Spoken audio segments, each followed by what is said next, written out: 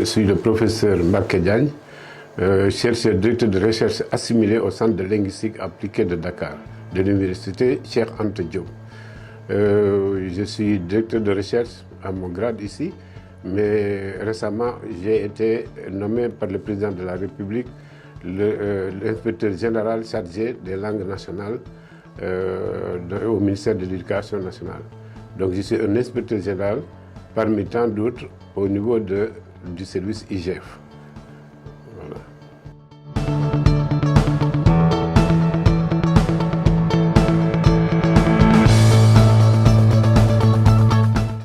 Oui, en tant qu'inspecteur général, je pense que nous, le défi est commun à tous les inspecteurs généraux. Dans le domaine où vous êtes nommé, l'inspecteur général a la charge d'accompagner les services de l'État dans ce domaine. Donc, je suis celui qui doit accompagner tous les services de l'État qui utilisent les langues nationales.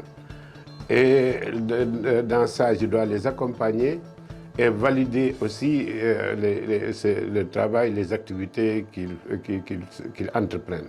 Donc c'est ça notre rôle. L'inspecteur général a un rôle en amont et en aval. En aval et en amont. C'est-à-dire il prépare avec les services, les accompagne et à la fin vient voir pour valider les choses. Donc c'est ça notre rôle. C'est un rôle aussi de conseil. Non seulement auprès des directeurs de services, mais aussi si le ministre a besoin de notre avis, par le biais de la doyenne de l'IGF, je suis imputé le dossier et je dois répondre au ministre. C'est ça notre rôle. Et le défi maintenant, les perspectives, c'est que dans le travail que l'État a fait depuis plus de 60 ans, même avant l'indépendance, le Sénégal a toujours travaillé sur les langues nationales. Pour non seulement aider les populations non analphabètes à avoir les compétences d'écrire, de lire pour pouvoir être des acteurs de développement. Et c'est ça qu'on appelle le sous-secteur de l'alphabétisation. Il y a beaucoup de programmes, beaucoup de projets qui ont été réalisés dans ce domaine-là. Pour non seulement les adultes, mais aussi pour les jeunes qui ont été déscolarisés ou non scolarisés, qui ont été exclus de l'école, et aussi pour les femmes qui sont des acteurs de développement, qui sont dans des organisations féminines de développement, qui doivent avoir les compétences de lire et de calculer. Il y a l'autre pied, c'est l'éducation formelle, où maintenant le monde entier va vers l'éducation par la langue première de l'enfant. C'est ce qu'on appelle bilinguisme. Comme notre langue de travail était le français, aujourd'hui on a vu que pour qu'il y ait plus de qualité et de performance, il faut que la scolarisation commence par la langue maternelle de l'enfant. Et le Sénégal aussi a beaucoup fait dans ce domaine. Beaucoup d'expérimentations ont été menées et nous avons vu que c'est le chemin qu'il faut prendre pour que l'école puisse faire un bond dans le domaine de la qualité des apprentissages. Et aujourd'hui, nous préparons vraiment un vaste projet où le ministère, par le biais de la direction de l'enseignement élémentaire, va élargir donc l'enseignement bilingue dans plus de 9 régions en 2022. Donc nous sommes là pour accompagner tout cela.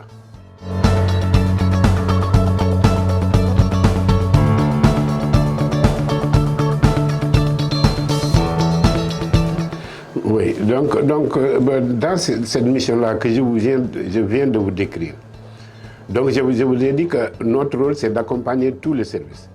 Et le service en premier, c'est la direction de l'alphabétisation et des langues nationales, la DALN. Nous avons commencé à travailler avec eux avant notre nomination et aujourd'hui nous continuons de plus belle à travailler avec eux. Et aujourd'hui, notre rôle, c'est de les accompagner dans leur programme et avec les priorités qui se sont fixées, qui, je peux les nommer rapidement, dans leur programme de l'éducation de base des jeunes et des adultes, l'EDJA, il y a le programme d'alphabétisation des adultes, mais il y a aussi les classes passerelles qui travaille à récupérer les enfants qui étaient sortis du circuit scolaire pour les remettre dans le circuit d'apprentissage. Il y a aussi le document de politique linguistique qui doit mettre tout en synergie. Du point de vue du non formel comme du formel, les langues, comme on doit les utiliser, doivent être valorisées à travers des statuts officiels. Et nous sommes en train de travailler là-dessus. Le document de politique linguistique a été commencé depuis plus de 5 ans.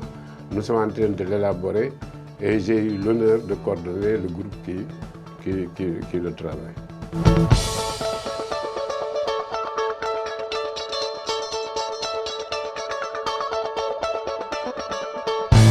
Voilà, le document de politique linguistique, c'est un document d'orientation, c'est-à-dire un document qui doit montrer la vision de l'État du Sénégal et les orientations en matière de politique linguistique et les domaines dans lesquels on doit appliquer ces orientations et ces principes. Donc, en gros, l'ossature, c'est ça, la vision, les orientations, les statuts et les domaines d'application. Et il y aura un plan d'action, un plan stratégique qui va accompagner. Nous avons commencé à travailler sur un draft et qui a été un peu partagé. Et nous avons fait une feuille de route. Nous avons fait toutes les fiches d'activité de toutes les activités qui sont dans la feuille de route. Et je pense que d'ici peu, on reprendra les activités parce qu'il faudrait aussi qu'une enquête sociolinguistique soit faite à travers tous les pays pour qu'on sache quelle langue est où et avec quoi on fait de cette langue. Que les populations elles-mêmes s'expriment. C'est pour cela que le résultat de ce document, au finish, c'est de coucher, de cristalliser l'opinion de toutes les couches sociales, les organisations professionnelles, les assemblées constituées comme l'Assemblée nationale, le Conseil économique social, l'HCT, le Conseil collectivité locale, et aussi des syndicats, des organisations de langue qui gravitent autour de la DAEREN. Chaque langue a une association de langue. Et tous les autres acteurs, parce qu'il y a des militants des langues nationales. Donc tout cela, il faut que nous arrivions à les organiser, à se concerter avec eux pour que ce qui sera couché dans le document soit consensuel. Donc c'est ça les perspectives pour ce document. Donc ça va permettre à l'État d'avoir une vision claire maintenant et d'appliquer les activités et les actions vont être inscrites dans le cadre de ce document de politique linguistique.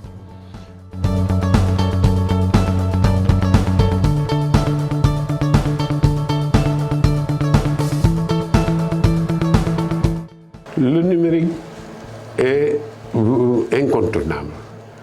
Dans le monde moderne, même avant l'arrivée de la pandémie, nous avions bien vu que pour aller plus vite et plus efficacement, il fallait utiliser le numérique dans le domaine de l'éducation en général. Et la pandémie est venue consolider cette option-là. Et pendant la pandémie, le ministre de l'Éducation nationale, M. Mamadou Talla, a impulsé une dynamique. Et beaucoup de produits ont été élaborés, créés par l'enseignement à distance pour permettre aux enfants de chez eux de recevoir des produits. On l'a fait en français, mais on l'a fait avec les langues nationales aussi. Et là, l'inspection générale de l'éducation et de la formation a accompagné la division radio-télévision scolaire d'RTS qui, par le biais du canal éducation que le ministère a mis sur pied, a vraiment fait des séances d'apprentissage, d'enseignement-apprentissage en langue nationale, dans toutes les langues d'ailleurs.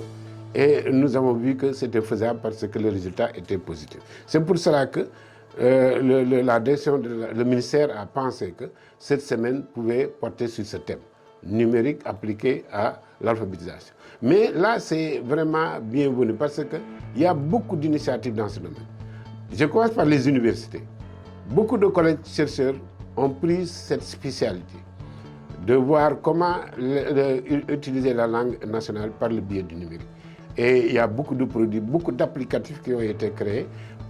Il y a même des traductions, des manuels qui ont été faits par le biais du numérique que les gens peuvent consulter, que ce soit à l'université Cheikh Anta Diop, comme à l'UGB, comme dans les autres universités.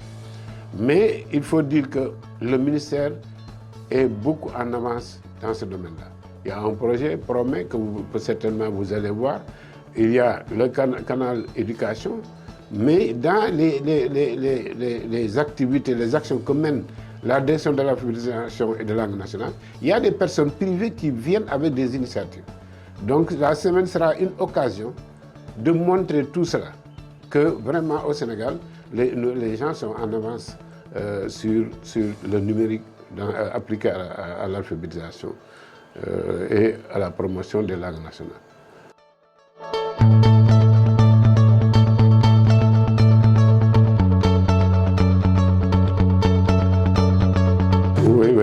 Il faut dire que vraiment nous avons commencé à accompagner la direction de l'alphabétisation des langues nationales, ce qui doit aussi se faire avec les autres directions. La direction de l'enseignement élémentaire qui va venir avec le modèle harmonisé. Mais avec la direction de l'alphabétisation des langues nationales, je pense que vraiment les choses ont bien démarré et vraiment il y a une collaboration entre l'IGF et la direction de la langue nationale. Et là, il faut saluer vraiment la directrice de l'alphabétisation des langues nationales qui nous implique et nous consulte sur tout. Vraiment, là, je dois le dire, j'ai commencé facilement mon travail parce qu'elle m'a bien accueilli, elle fait tout son possible pour que le travail se passe bien. Et c'est pour cela que nous aussi, nous sommes toujours présents à l'autre côté, avec les orientations, bien sûr, de la doyenne de l'IGF, qui est une dame aussi vraiment qui est toujours présente à notre côté, et qui nous facilite aussi, et qui nous ouvre les chemins et les portes. Je pense que je peux dire que je suis confiant. Et je pense que nous pourrons améliorer beaucoup de choses ensemble. Déjà, la manière de préparer la semaine déjà commence à montrer que cette collaboration est fructueuse. Et nous allons, Inch'Allah, continuer cette collaboration. Merci.